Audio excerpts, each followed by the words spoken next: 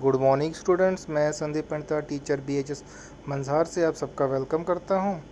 तो आज हम शुरू करने जा रहे हैं एक्सरसाइज जो साउंड है उसका टेक्सचुअल क्वेश्चन। जैसे कि आपको क्वेश्चन नंबर 4 तक मैंने दिखाए हैं, तो अब हम क्वेश्चन नंबर 5 भी दिखाया है मैंने। तो क्वेश्चन नंबर 7 से शुरू करने जा रहे हैं। क्वेश्चन नंबर 7 इस तरीके से आपका है, you have to identify the part that vibrates that produces sound in the instrument, dholak, star या फ्लूट। आपको बताना इनमें से कौन सा इसका पार्ट जो वाइब्रेट करता है, जिसे आपको पता है जब भी कोई चीज़ वाइब्रेट करती है तो साउंड प्रोड्यूस होती है। आपको आइडेंटिफाई करना है पार्ट जो कि वाइब्रेट करता है इनमें, इंस्ट्रूमेंट्स में। तो वो पार्ट आपको लिखना है ढोलक में, स्टार में या फ्लूट में। ढोलक जो एक म्यूजिकल इंस्ट्रूमेंट होता है, इसमें मेम्ब्रेन होती है, कॉल्ड इट इज हेड। उस मेम्ब्रेन को जब हम बीट करते हैं तो वो मेम्ब्रेन वाइब्रेशन में आ जाती है। जब वो वाइब्रेशन में आ जाती है तो वहाँ से क्या निकलती है, साउंड प्रोड्यूस होती है। तो ढोलक में जो चीज़ वाइब्रेट करती है that part is known as membrane. तो आप इसका आंसर लिखोगे मेम्ब्रेन, ठीक है। तो दूसरा है स्टार।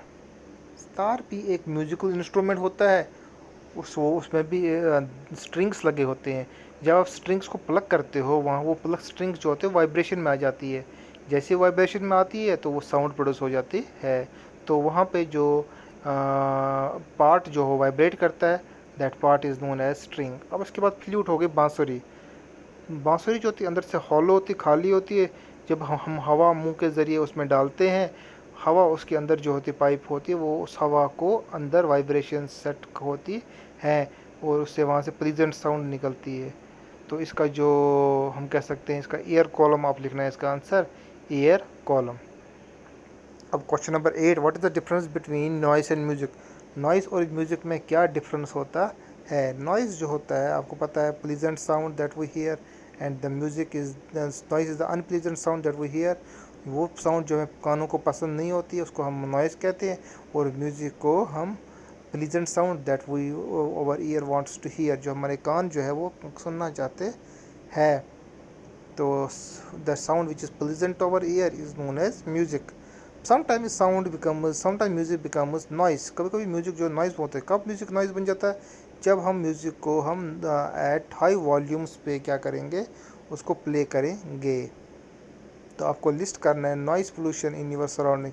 आपके सराउंडिंग में जो भी नॉइस पोल्यूशन के सोर्सेज है वो आपको लिखने हैं। आपको पता है हमारे टेलीविज़न से ट्रांजिस्टर जब हाई वॉल्यूम पे रखे जाते हैं तो उससे साउंड पोल्यूशन, नॉइस पोल्यूशन होता है।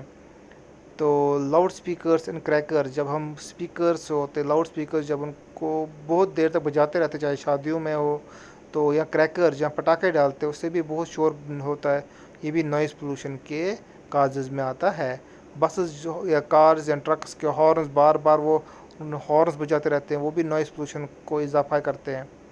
जैसे कि होम अप्लाइंसेस, जैसे कि हम घरों में मिक्सर लगाते हैं, कल कूलर चलाते हैं, उनसे बहुत ज़्यादा शोर आता है, वो भी नॉइस पोल्यूशन को इंक्रीज़ करते हैं।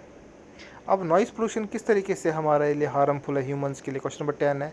नॉइस पोल्यूशन से हियरिंग लॉस होती है, नींद नहीं आती, इनेबल टू स्लीप, या हाइपर टेंशन हो जाती है, उससे हेडेक हो सकती है, या स्ट्रेस में आ सकता है। ये कुछ प्रॉब्लम, हेल्थ रिलेटेड प्रॉब्लम्स है जो कि ह्यूमंस को हो सकती है जब वो उनका एक्सपोजर होगा किसमें, नॉइस पोल्यूशन में, जब वो नॉइस पोल्यूशन में ज़्यादा देर रहेंगे। क्वेश्चन नंबर 11 था, your parents want to go buy a house they have been offered on the road side.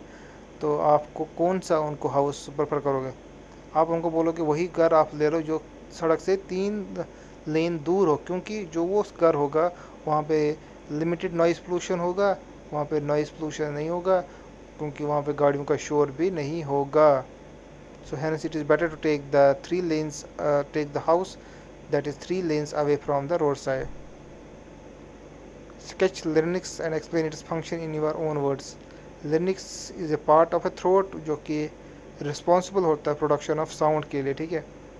ये लिरिक्स आपको फिगर में बनाया गया है, तो इसके आप, ये एक हॉलो होता है, इसकी आपको आप इसका पढ़ सकते हो कि मैंने आपको बताया लिरिक्स कैसे साउंड प्रोड्यूस करता है।